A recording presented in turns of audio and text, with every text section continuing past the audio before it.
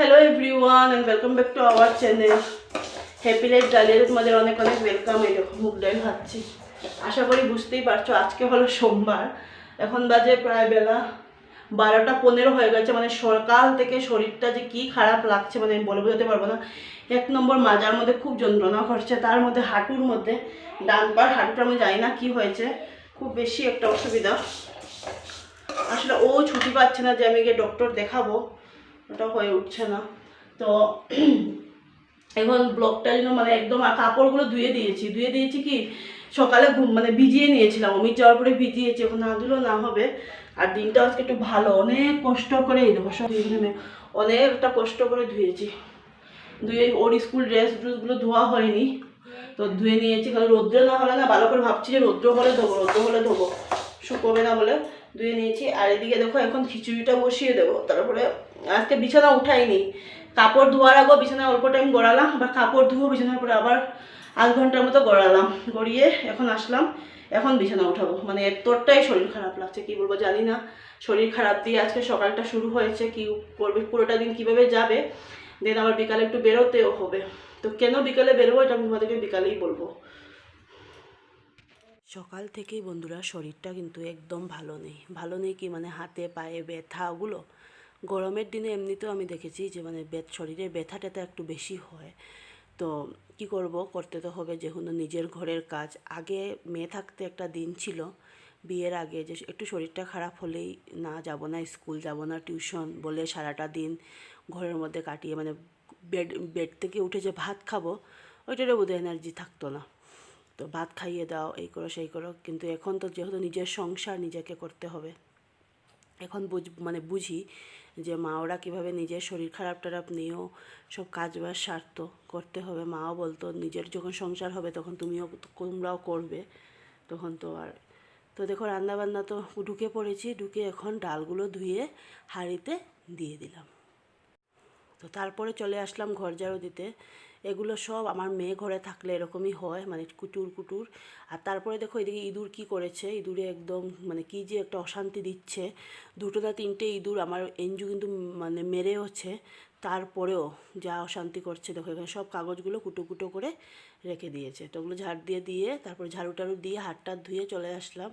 এখানে খিচুড়ির মধ্যে দিতে হলুদ আর জিরে গুঁড়ো মানে সব কিছু মশলাপাতি আর কি এখন দিয়ে দেবো। আজকে গুলে দিইনি, আর ইচ্ছা করছিল না। মানে বলে না মানুষের শরীর ভালো হলে সব কিছু ভালো। তো ভাজা সব কেটে নিয়েছে, আর খিচুড়ি অলমোস্ট আমার হয়ে গেছে। তো এই যে চান করে চলে এসেছি, ঠাকুর উকুর দিয়ে, কাপড় এখন দিইনি, চানের কাপড়গুলো বালতি দিয়ে রাখা আছে। ভাত খেয়ে নেবো কারণ মামামের খিদে লেগে গেছে। এখন বাজে রাইট 2:30। আর দেখো বাইরের কন্ডিশন, ওয়েদার খারাপ দেখতে লাগছে, কিন্তু এরকম কিন্তু না, ওয়েদার ভালো না। তো অবশ্য কাপড় ঢুকাবো না, দেখছি যে মানে বৃষ্টির কোনো নেই, লক্ষণ একটু কম আছে, কিন্তু মেঘ করে রেখেছে। তো রোদটা চলে গেছে আর কি। ভাবলাম যে না, কাপড় অল্প টাইম থাকে, এখন খাবো। আর তোমরা দেখলে আমি খিচুড়ি বানিয়েছি, আমি তোমাদের খিচুড়িটা দেখিয়ে দিই।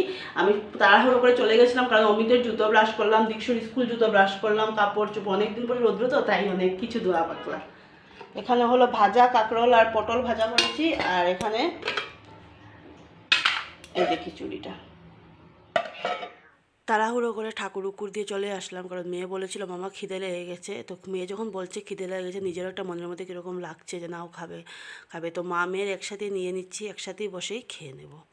তো দেখো এখানে আচার নিচ্ছি আর এখানে ভাজা। ইভিনিং বন্ধুরা, শুভ সন্ধ্যা। গুড ইভিনিং বলছি, আবার শুভ সন্ধ্যা ইংলিশেও বলছি বাংলায় বলছি, যাই হোক। তো এখন বাজে প্রায় 7:10 বাজে। তো এখন একটু বেরোচ্ছি বাজারে। তোমাদেরকে বলেছিলাম আমি সকালবেলা যে আজকে একটু বেরোতে হবে। কেন বেরোচ্ছি কারণ হলো কালকে বিপত্তারিণী পুজো, তেরোফলের পুজো, আশা করি সবাই জানো। তো আমি কালকে দেব, তার জন্য বেরোচ্ছি। এখন বাজার করতে হবে, তো আজকে গেলে মানে সব কিছু কমপ্লিট পাওয়া যাবে। তো তার জন্য একটু বেরিয়ে এগুলো সব কিছু নিয়ে আসবো। এখন তার জন্যই বেরোচ্ছি। অমিত যাবে, আমি যাবে, ঘরে কাছে থাকতে পারবে না। আর বেরিয়ে পড়বো। আমি আজকে এই হেয়ার স্টাইলটা করে দিলাম। তোমরা সবাই কমেন্ট করে বলো তো এটা কি হেয়ার স্টাইল। আশা করি সবাই জানো। বিনুনি গাঁথলাম, এদিক থেকে এদিকে, এদিক থেকে এদিকে চলে এসেছি। আজকে খুব ভিড়, পুজোর জন্যই হবে।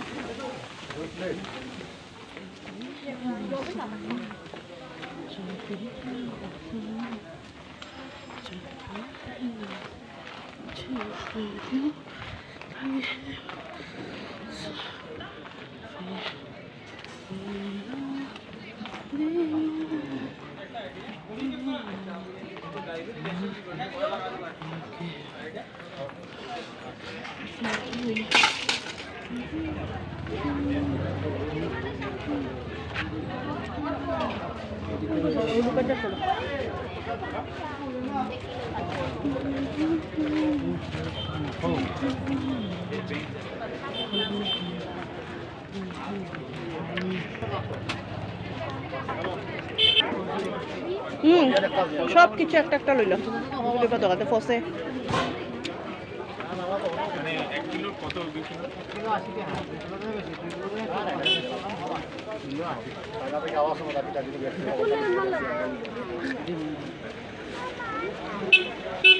আর নেই ওখানে ফালাই না, হাটে রাখো, দোকানের সামনে ফালাই না। আসলাম প্রায় 9টার দিকে। 9টার দিকে এসে চা 1 কাপ খেলাম। অমিত তো বেরিয়ে পড়লো, এই যে দোকান থেকেও কিছু জিনিস নিয়ে এসেছি, এগুলো বার করেনি অমিত, ফলগুলো বের করে রাখলো। আমি বললাম যে ফলগুলো বের করে রাখো। আর এই যে মামাও ড্রেস চেঞ্জ করলো। আমার মানে কি বলবো বন্ধুরা, মাথায় এমনভাবে ধরলো আজকে, চা না খেয়ে পারছি না, তো কাপড় চেঞ্জ করিনি, এখনও পুজো দিইনি, কিন্তু 9:30 বেজে গেছে, কিছু না পুজো দেবো, সজ্জা দিতে হবে। তো রাত্রের ঠাকুর তো কিছু হয় না, তো ক্যামেরাটা ঝাপসা কেন, এখন ঠিক আছে।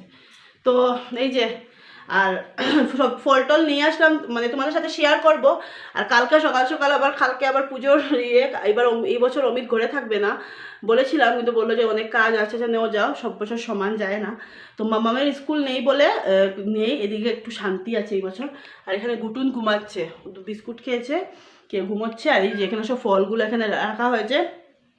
আর একটা খবর শুনে খুব খারাপ লাগলো, বাংলাদেশে বগুলাতে হবে, বগুলা না জায়গাটা বাংলাদেশ, বগুলা দেখলাম, ফেসবুকেও দেখলাম, মানে ওই ইয়েতে হয়ে কি বলে এটাকে, রথের মানে ইয়ের চাকাটা লাগে, ইয়ে হয়ে কারেন্টের সাথে বিদ্যুৎস্পৃষ্ট হয়ে অনেক মানুষ মারা গেল।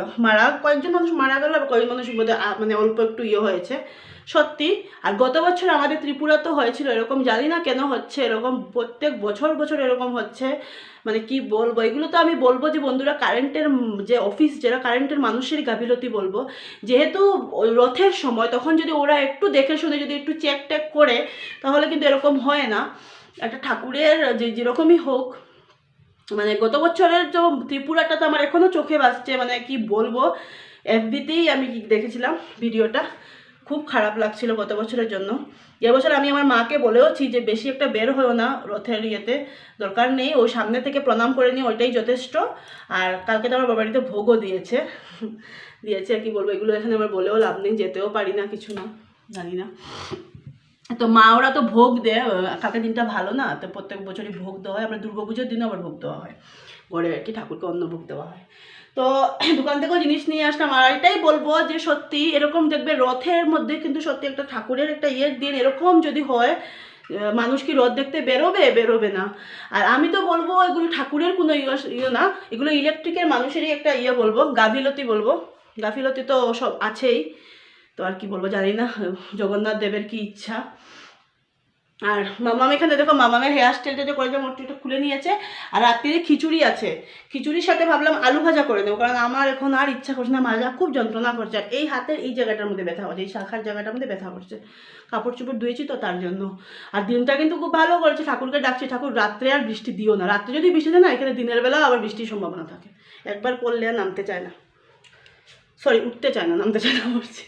আর এখানে নিয়ে আসলাম এগুলো দোকানের জিনিস, দোকান থেকে আলু, চিনিগুলো, বিস্কুট, সয়াবিন, দুধ, ওগুলো চিনি তো ধূপকাঠি, এগুলো কালকে লাগবে। আর এদিকে ফল টল নিয়ে এসেছি, চেঞ্জ করে ভালো করে হাত পা ধুয়ে মুখ টুক দিয়ে চলে এসেছি।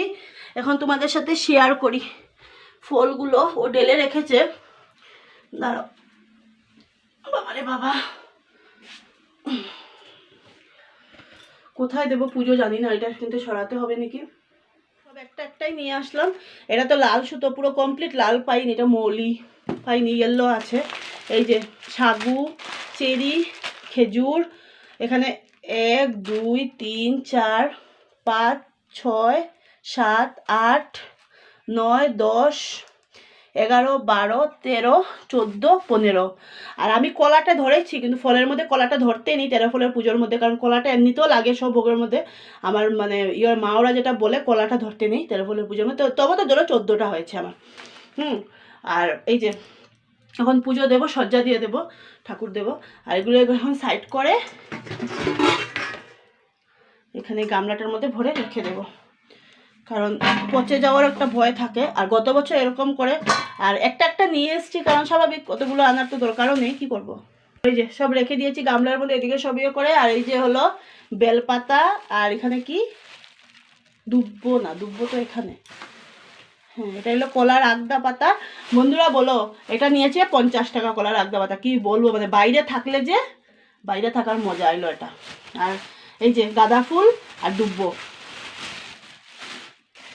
আর হলো পান। আর এই যে পান, আর এখানে রেখে দিয়েছি সুপুরি তো ঘরে আছে, আর ওখানে ঠাকুরের ধূপকাঠি, দুধ আর চিনিটা ও ঘরে আছে, নিয়ে আসবো।